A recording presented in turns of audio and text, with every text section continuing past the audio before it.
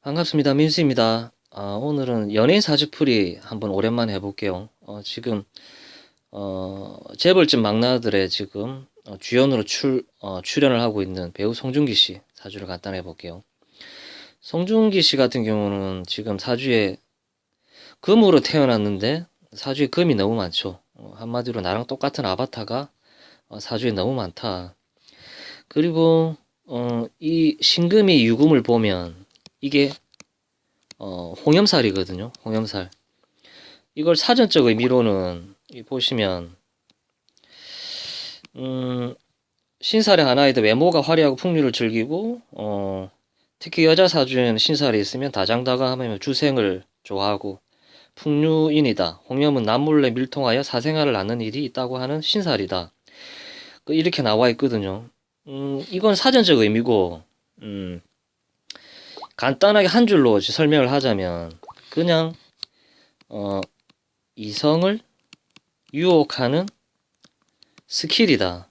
한마디로 이성을 유혹하는 능력이 있다라고 보시면 될 것 같습니다. 뭐 생긴 게 야시꾸리하고 뭐 야하고 그런 걸 떠나서 한마디로 내가 이성을 유혹할 수 있는 능력이 있는 사람이다라고 보시면 될 것 같습니다. 홍염살 같은 경우는 그렇게 보시면 될 것 같습니다. 한마디로 이성을 유혹하는 능력이 있다. 뭐 예를 들어서 여자친구가 오빠 우리 집에서 라면 먹고 갈래? 뭐 이런 식으로 약간 밀당이라고 해야 되나? 이 밀당 같은 거를 굉장히 잘하는 이런 걸 홍염살이라고 보시면 될 것 같습니다. 한마디로 연애를 하는 데 있어서 뭔가 이성을 유혹하는 능력이 있다.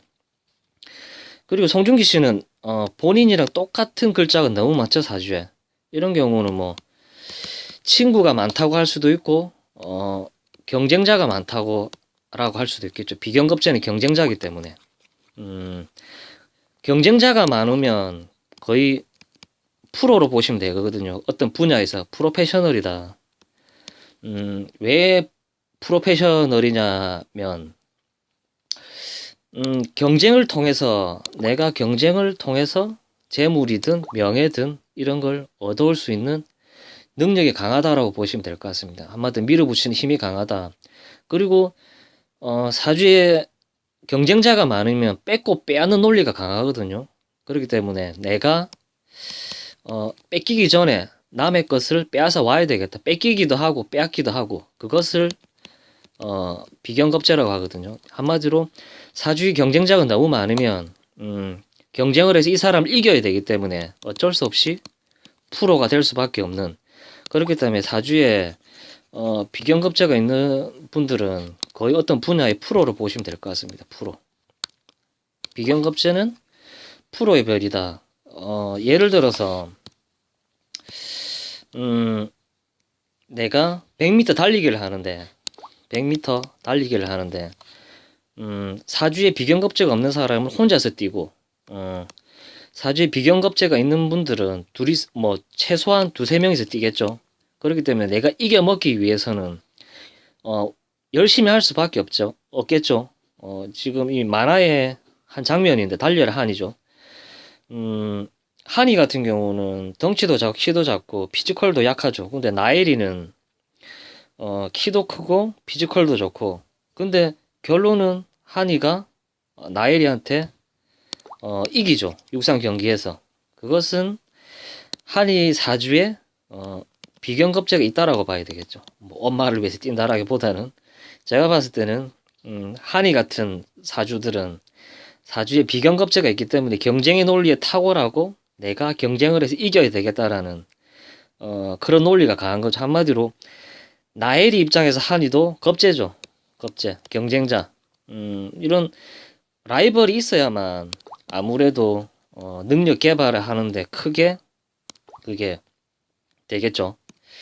그렇기 때문에 한이가 나엘이를 이기는 이유는 사주의 비경급제 때문이다. 한마디로 송중기 씨 같은 경우도 사주에 비경급제가 있기 때문에 내가 톱 탤런트를 한다라고 보시면 될 것 같습니다.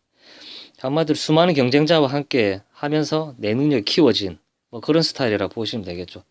그런데 비경급제가 사주에 있으면 어떤 문제점이 발생을 하냐면 삼각관계 이런 일이 발생을 할 수 있습니다. 예를 들어서 내가 사귀는 남자랑 나랑 내 친구랑 이렇게 세 명이서 술을 먹는데 내가 자리를 잠깐 비운 사이 내 남자가 내 친구에게 번호를 따고 있는 이런 상황.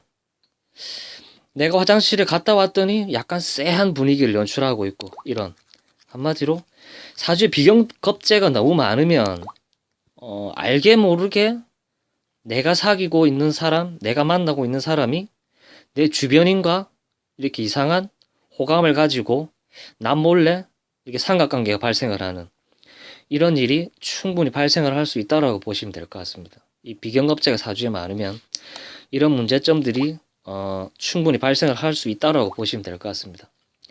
지금 송중기 씨 사주 같은 경우는 이게 연주 같은 경우는 초년운이거든요. 이건 중장년운이고 한마디로 사주에 두 종류의 여자가 있다. 근데 비경겁제가 많은 분들은 철학관에 가면 늦게 결혼을 하라고 하거든요. 늦게 결혼. 왜냐하면 일찍 결혼을 하면 내 사람을 다른 사람이 뺏길 수도 있고 왜냐하면 경쟁을 해야 되기 때문에 지금 송중기 씨 같은 경우는 2016년, 17년도 같은 경우는 비경겁제 운이거든요. 비경겁제. 한마디로 결혼을 하면 안 될 운인데 지금 했다라고 보여지거든요. 그렇기 때문에 나이가 보통 이런 분들은 나이가 40이 넘어서 결혼을 하는 경우가 많거든요. 비경겁제가 사주에 많으면. 그렇기 때문에 철학관에 가면 보통 이런 사주들은 늦게 결혼을 하라라고 이렇게 조언을 하는 경우가 많습니다. 제가 봤을 때는 지금 2024년도, 2025년도 같은 경우는 여자가 들어오고 그리고 자식운이 열리는 운으로 가고 있거든요. 그렇기 때문에 2024년도부터 2025년 사이 이때는 충분히 재혼운이 열린다라고 저는 보여집니다. 천간으로는 재성이 들어오거든요. 그렇기 때문에 2024년, 25년 이때는 2024년에서 2025년 정도는 충분히 연애 운이 열리지 않을까 보여지거든요. 그리고 송중기 씨 같은 경우는 천간에 지금 여자들이 떠 있죠. 이런 경우는 타인들 눈에 보이는 여자라고 할 수 있거든요. 지지에 만약에 재성이 있다면 여자를 숨겨둘 수도 있지만 이런 분들은 여자를 숨기기도 힘들죠. 그렇기 때문에 대중들에게 연애를 하면 충분히 들킬 수 있는 사주라고 봐야 되겠죠. 그리고 송중기 씨 같은 경우 단점이 뭐냐면 사주에 식신상관이 없습니다. 태어난 시간에도 저는 없다고 보이지는 게 연예인들 같은 경우는 스포트라이트를 받아야만 톱 탤런트를 하거든요. 그렇기 때문에 이 태양이 이 신금을 비춰줌으로써 스포트라이트를 받음으로써 톱 탤런트를 하고 있다. 태양의 후예죠. 송중기 씨는. 그 문제는 식신상관이 사주에 없다라는 것은 내가 연애를 하는 논리가 떨어진다. 남자든 여자든 사주에 식신상관이 있어야만 연애를 지속할 수 있거든요. 길게 이어나갈 수가 있는데 송중기 씨 같은 경우는 사주에 식신상관이 없기 때문에 연애를 하는데 굉장히 애로사항이 있다라고 보여지거든요. 그렇기 때문에 이런 분들은 보통 선을 보고 결혼을 하는 경우들이 많습니다. 그리고 선을 보고 빨리 결혼을 하려고 하는 이유도 사주에 나랑 똑같은 아바타 비경겁제가 많기 때문에 내가 다른 사람에게 내 여자를 뺏기기 전에 빨리 결혼을 해야 되겠다라는 그런 의도가 굉장히 강한 사주라고 볼 수 있습니다. 아무튼 송중기 씨는 2024년도부터는 연애운이 열리기 때문에 자식운도 같이 가기 때문에 이때 연애운이 생기지 않을까라고 저는 보여주고 대운을 보면 화운으로 가고 있기 때문에 화운은 연예인들한테는 팬클럽이거든요. 그렇기 때문에 인기는 계속 갈 수 있는 사주라 볼 수 있죠. 단지 이제 비경겁제가 많기 때문에 친구를 너무 좋아하고 사람을 너무 좋아하기 때문에 여자 입장에서는 이런 남자가 약간 고달플 수도 있죠. 그런 단점이 있습니다.